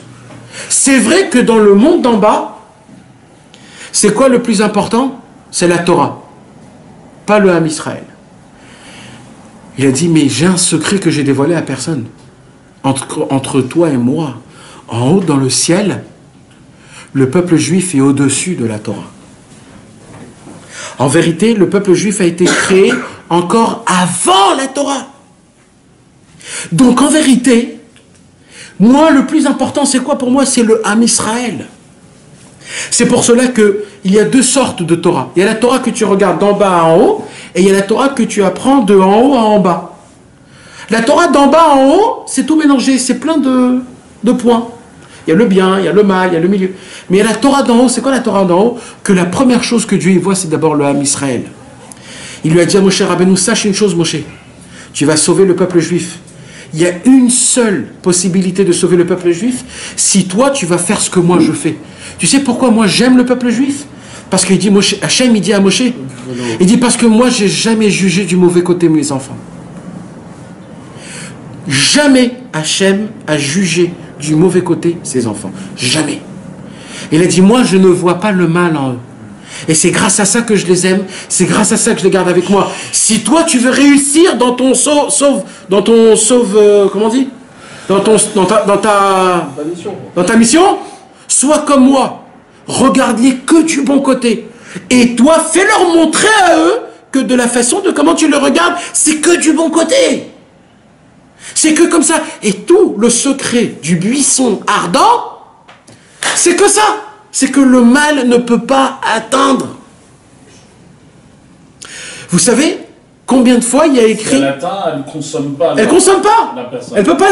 La Neshama ne peut pas être consommée par le mal. Vous savez combien de fois il y a écrit Sné dans la Torah? Sné qui veut dire buisson. Combien de fois il y a écrit Sné? 5 fois. Combien de fois il y a écrit Yehi Or dans la parashat Bereshit, et que la lumière soit? 5 fois. Combien de fois on dit dans la Hamida Ata Gibor Leolam Adonai Mechaye Metim Ata Rav Leoshia Mashiv Aruach Umorid Akeshem? Combien de fois on dit dans la bracha de Ata Gibor Mechaye Metim? 5 fois. Il veut dire que le Mashiach c'est un Tunisien. Ah, attends. Alors venez, on récapitule. Il n'y a pas beaucoup de choses, 5 fois mes amis. Venez, on récapitule. C'est quoi les 5? 5 Or, 5 Sné, et 5 Triatamitim. Buisson, lumière et Buisson, lumière et résurrection. Parce que tout le secret du buisson, c'est quoi? C'est d'éclaircir aux Juifs que la résurrection même des morts, elle est possible. C'est quoi la résurrection des morts? Les fautes. C'est que les fautes, quand un homme il est comme mort, fauteur, et qui se sent, eh ben c'est possible que tu peux se réveiller de la mort. C'est pour ça qu'il y a écrit 5 fois Sné, c'est pour ça qu'il y a écrit 5 fois Yehior dans Parashat Bereshit, et c'est pour ça qu'il y a écrit 5 fois Triatamitim dans Atagibor Leolam Adonai. Parce que tout le travail de Moshe Rabbeinu, c'est de ramener un peu de lumière dans la mort, dans la vie mort que nous on vit. Comment on peut dire ça? Dans la période... Comment on peut dire ça? Ouais. Non, ça veut dire comment on peut l'exprimer. La vie dans le... De ramener de la vie dans l'obscurité qu'on vit qui s'appelle la mort. C'est ça la vraie résurrection des morts. C'est quoi la résurrection des morts? C'est quand on se sent un peu naze. On voit que notre vie ne marche pas. T'es baissé de toi-même. Tu dis personne m'aime. J'arrive pas à gagner ma vie. J'arrive pas à faire ce qu'il faut. J'arrive pas à avancer. Alors regarde, qu'est-ce que tu es en train de faire? Tu es en train de te creuser ton propre trou. Et vas-y, et vas-y, et vas-y. Et Moshe Rabbeinu, il vient et dit, oh, mais qu'est-ce qui t'arrive? Sors de ton trou, je vais t'amener la lumière, mon frère. Je vais te faire revivre de la mort. C'est pour ça qu'il y a 5 parties de Neshama. Nefesh, Ruach, Neshama, Chaya, Yechida. Ça veut dire de toutes les parties de ta Neshama, je vais t'élever. De toutes les parties, je vais t'élever le plus haut possible. Quand Moshe Rabbeinu, il a appris ça, Kevin, c'est ça qui lui a parlé au Sné. Quand il a compris, Moshe Rabbeinu, que tout dépend que d'une seule chose, c'est quoi? De faire réveiller au peuple juif leurs points positifs. C'est quoi leurs points positifs? Rappelez-vous de où vous êtes. Le mal ne peut pas vous atteindre. Le mal ne peut pas vous atteindre. Vous savez à quoi ça ressemble? Ça ressemble à un pistolet de billes. D'accord? Un pistolet de billes. Les BB guns, la woman qu'on achète. D'accord? L'enfant, il vient, il tire. D'accord? C'est quoi ça? Ça fait mal, le petit truc? C'est rien du tout. Non, c'est rien du tout, c'est un petit truc de billes. Alors on va dire que ça fait pas mal, d'accord? Maintenant, moi je crois... Ça touche, mais c'est bon. D'accord? Maintenant, moi je crois que c'est quoi? C'est un revolver, un Glock. Donc là, tu as peur parce que ça va te transpercer, ça va te tuer. Eh ben nous, on croit qu'on est... on peut être touché. Mais ce qu'on ne sait pas, c'est que notre corps, il est tellement fort et tellement dur, notre Neshama est tellement puissant, que tout ce qu'on peut nous tirer, c'est comme un pistolet à billes. C'est-à-dire, ça te fait mal, mais c'est tout, pas plus. Tu comprends jusqu'à où ça va? Mais non, le problème, c'est qu'on a très peur, donc on se dit, ah ben j'ai fauté, ça y est, je suis foutu, j'en peux plus, ça y est. Ah, mais j'ai reçu 150 balles, ça y est, je vais mourir. Rabbeinu, il dit, mais qu'est-ce qui t'arrive? Tu sais à quoi tu ressembles, mes amis? Vous ressemblez tous aux yeux de Dieu. Vous ressemblez, tout le Ham Israël ressemble comme Adam Arishon avant la faute. Comme Adam Arishon avant la faute, vous ressemblez. C'est quoi la preuve? C'est que Moshe, c'est les Raché Tevot, Mashehaya. Ce que c'était au début. Tout le message de Moshe Rabbeinu, c'est quoi? C'est Mashehaya, Mashehaya. Tout ce que vous êtes vous, c'est quoi? Vous ressemblez tous comme Adam Arishon, comme c'était au tout début. Mashaya à l'époque de Adam Arishon. On marchait pieds nus, frérot. Ouais, mais quand même, c'est pas ça. On n'est pas encore dans cette vie-là. Mais c'est ça, tout le conseil, tout le Inyan, c'est ça. Tout le Inyan, c'est de comprendre que on peut atteindre Hachem. On est proche de Dieu. On doit appliquer des choses. Si on a la possibilité de s'appliquer, il faut essayer, il faut avancer, il ne faut pas avoir peur. Il ne faut pas avoir peur de faire des grandes choses, d'un jour se dire, allez, je vais au mikvé. De prendre un petit coup la clé de lire. Ou de faire un truc, ou alors de dire non, bah écoute, moi je suis pas très pratiquant, tu sais, alors je peux pas me permettre de faire certaines choses. Mais de c'est quoi ce genre de parole pourrie là? C'est quoi ce truc là? Comment on peut dire des choses comme ça? On est tous des tzadikim, mes amis, on est des vrais tzadikim. On est des vrais tzadikim. Si on a la possibilité pendant 1 seconde de pas regarder une femme, alors il faut le faire. 1 seconde. Regarde là, mais 1 seconde, ferme tes yeux. Ferme tes yeux 1 seconde. Ça vaut des milliards. Bémet. Et c'est ça tout le Inyan de Moshe Rabbeinu. Alors, tout de suite Moshe Rabbeinu il a appris ça, il a dit pas de problème, je mets en application. Moshe Rabbeinu il descend. Et il dit Moshe Rabbeinu, je suis arrivé, je suis l'envoyé d'Akadosh Baruch Hu, c'est moi qui va venir vous sauver. Et là, comme le peuple juif, ils ont reçu de Pharaon pendant 400 ans une picouse de je suis rachat, je suis rachat. Ils ont dit, mais Moshe, mais d'où tu sors, toi? Mais tu sais, nous, qu'est-ce qu'on est, nous? Mais nous, on vient du 9-3, nous. Nous, on s'est piqué à la drogue, nous. Nous, on a fait tous les 500 000 coups, nous. On est complètement assimilés au goy. On n'a aucune notion de judaïsme. On n'a plus d'émouna, on n'a plus rien. Mais Moshe Rabbeinu, c'est un peuple de tzadikim qui va sauver, le vrai sauveur. Mais qui tu es, toi? Et là, Moshe Rabbeinu, il a commencé à envoyer un vent de points positifs qu'il a envahi l'Égypte en entier. Il a envahi l'Égypte en entier. Des enfants de Abraham, Israël et Jacob. Oui, attends, exactement, ça c'est la semaine prochaine, attends. Alors qu'est-ce qui se passe? Et là, il y a eu la première vague. Et la première vague où tout l'Am Israël, ils ont dit, tu t'imagines, c'est possible qu'on ait vraiment des tzadikim. En vérité, on n'a jamais été loin de Dieu. En vérité, on est toujours aimé de Dieu. T'imagines quand tu apprends, imagine-toi, tu es en froid avec un ami, et bien sauf t'apprends qu'en vérité, il n'y a rien du tout, ça veut dire en fait. Il n'y a aucun froid en fait, il t'aime, il t'adore. C'est toi qui t'es créé un truc dans ton cerveau que ça n'existe pas.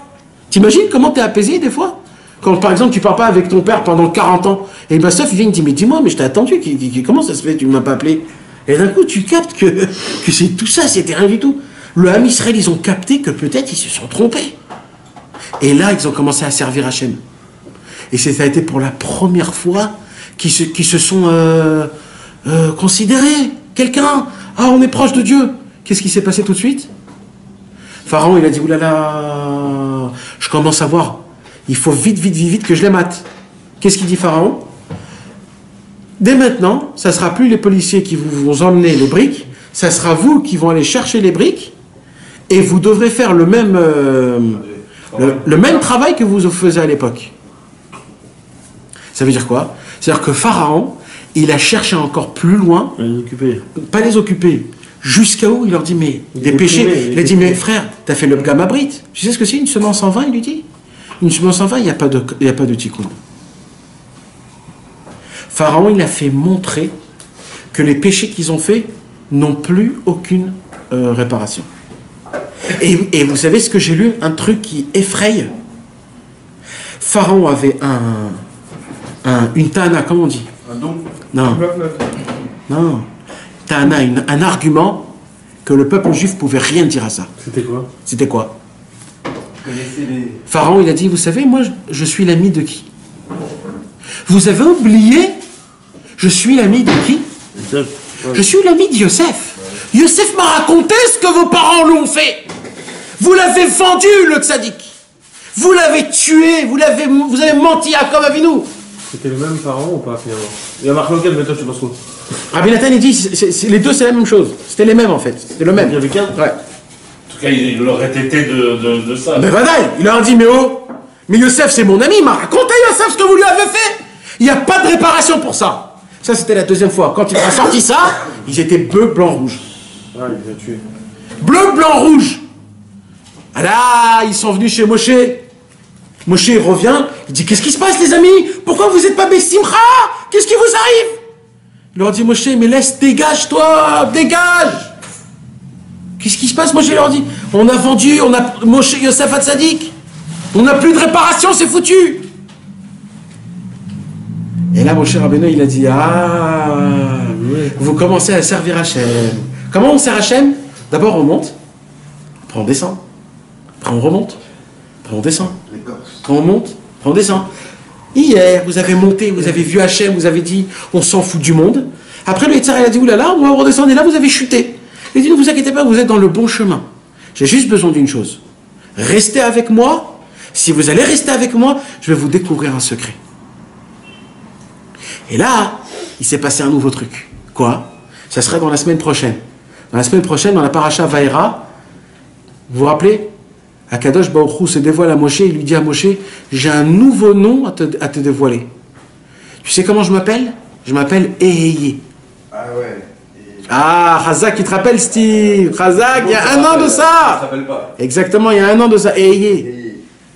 Ça, c'est un nouveau nom, ça veut dire quoi? Celui qui fait Azamra, il est Eheye. Quand tu enlèves le Aleph du Eheye, c'est Haya. Encore une fois, Haya. On redevient comme Adam Arishon, comme c'était à l'époque. Mais l'essentiel, c'est de mettre le Aleph avant le Eheye. C'est quoi le Aleph, mes amis? C'est le Yud en haut, le Yud en bas, le Vav au milieu. C'est ça le lien entre moi, Hachem, et le milieu. C'est quoi le milieu? C'est Azamra. C'est pour ça qu'Azamra, c'est un Aleph au début. Et le Zayin, c'est pareil, c'est une barre avec un Yud en haut. Et le Mem, c'est la collision. Et le He, c'est le Aleph qui est déformé. Tout Azamra, toute la combinaison de Azamra, c'est des Aleph qui sont déformés. C'est créer Azamra, c'est de créer la lettre Aleph en fait.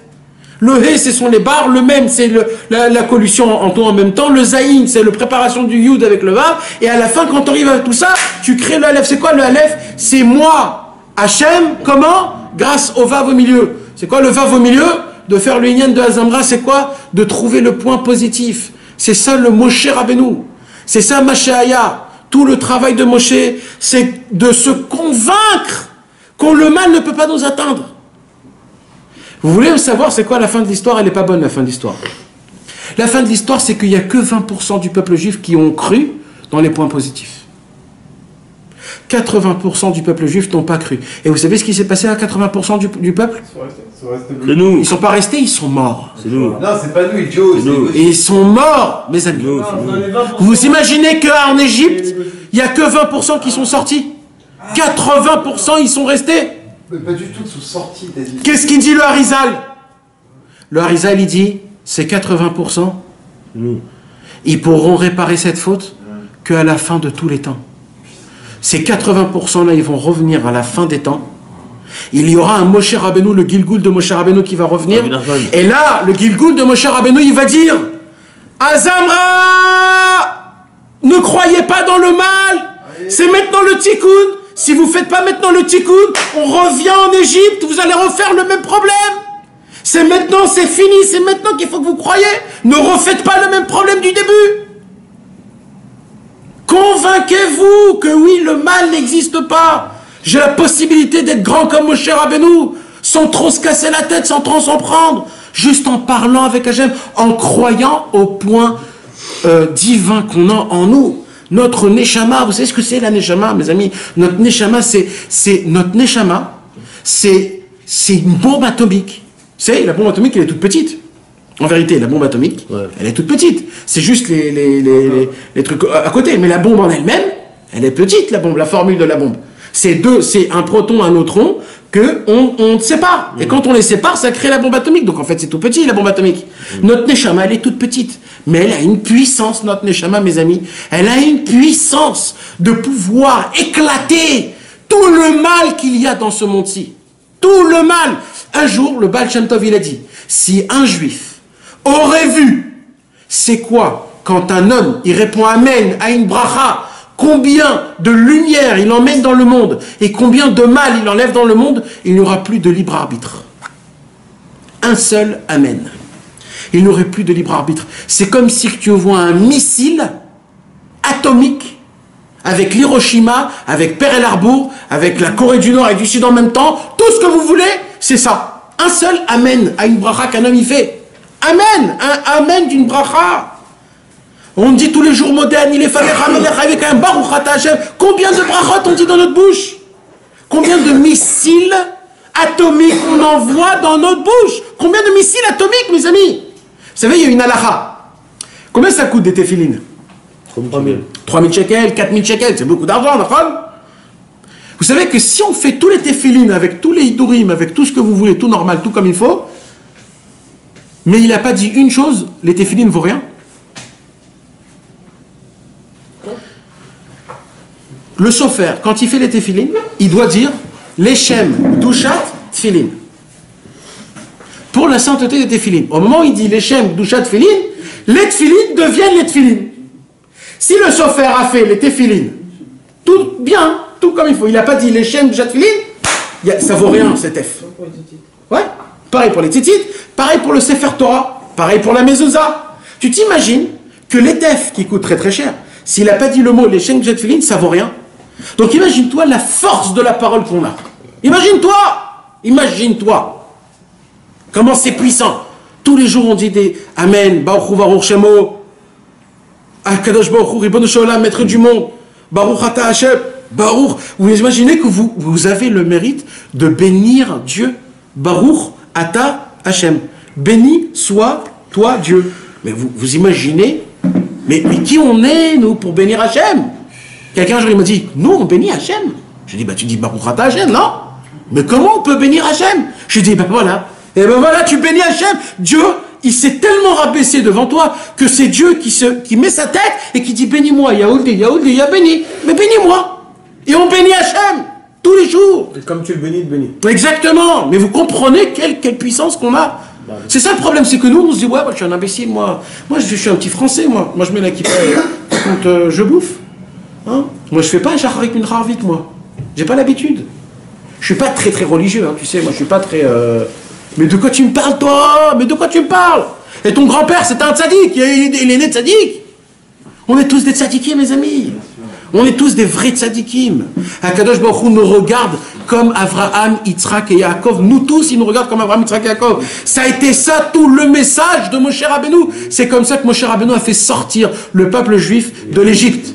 Aujourd'hui, mes amis, on est dans une Égypte. Il y a des rabbins qui sont les élèves de Pharaon, qui nous font rentrer dans notre tête qu'on est des gens pas très religieux. Comment ils appellent ça, les juifs non, pas orthodoxe. Mais pas orthodoxe, les libérales, je sais pas comment ils disent. Ouais, ou alors, moi je suis. Non, moi je suis. Non, il y a le juif. Pratiquant. Voilà, pratiquant. Moi je suis traditionnaliste. Voilà. Moi je suis traditionnaliste.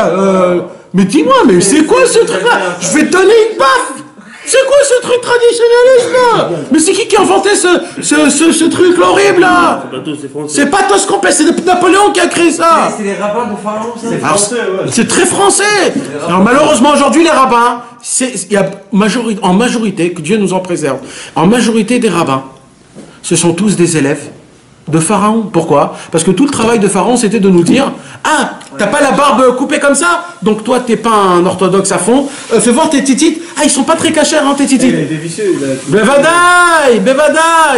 Et malheureusement, aujourd'hui il n'y a pas beaucoup de rabbinim qui te disent: t'inquiète pas, vous savez, j'ai entendu une histoire mes amis, je me suis dit je suis obligé de vous la raconter.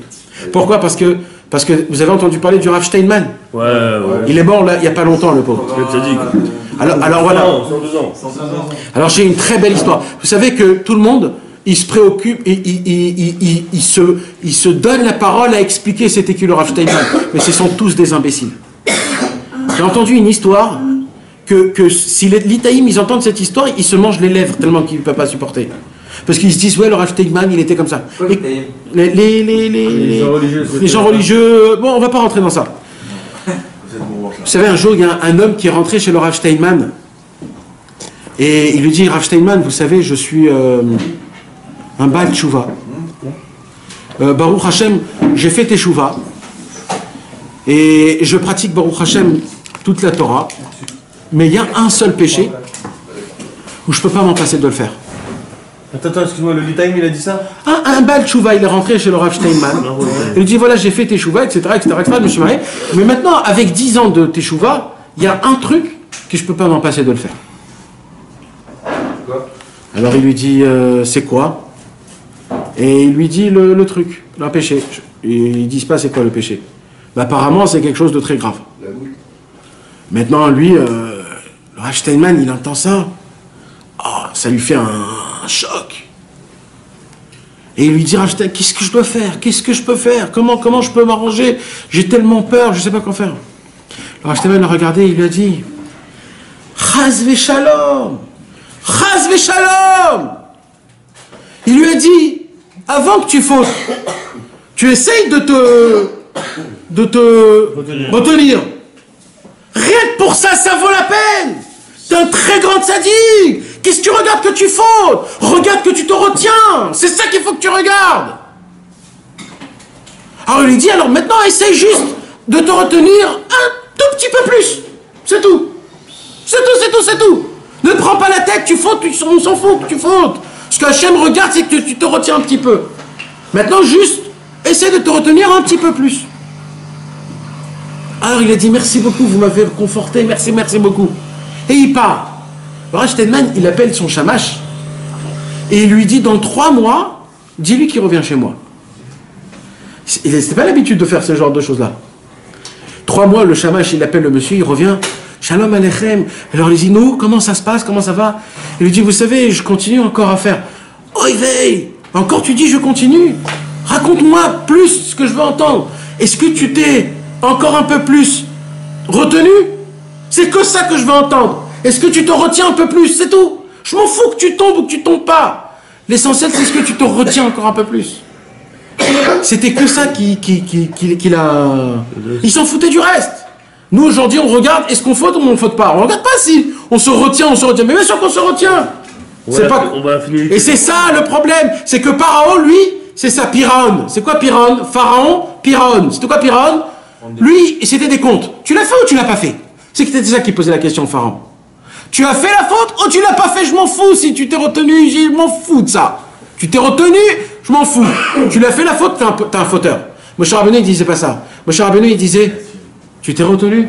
Ça me suffit, moi. Ça me suffit, moi. C'est ça mon travail à moi. C'est que ça. La volonté. Et c'est ça, mes amis. C'est ça le message de l'espoir de Moshe Rabbeinu. Mes amis, aujourd'hui, c'est ça le point positif.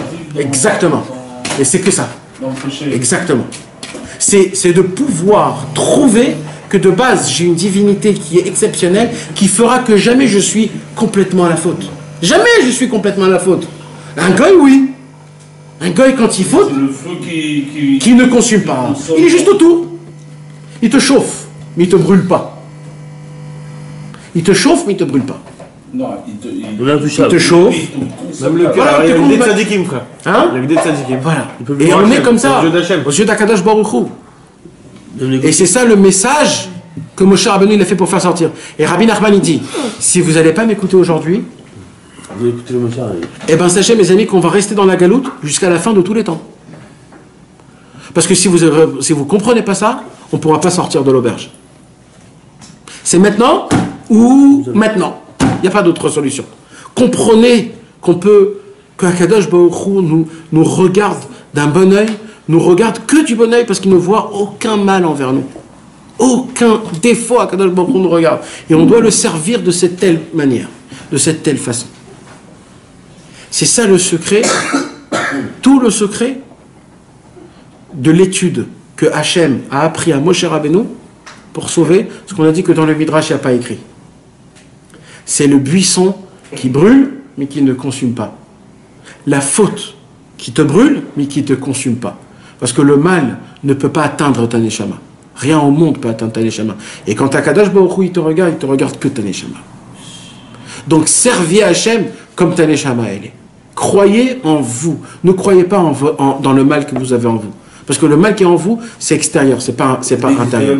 Il n'existe même pas. C'est Pharaon qui nous... C'est Pharaon qui te le fait rentrer. Quand vous pensez à votre mal, c'est Pharaon qui parle. Quand vous pensez à votre bon, c'est Moshe Rabbeinu qui parle. Ah, c'est ça que c'est.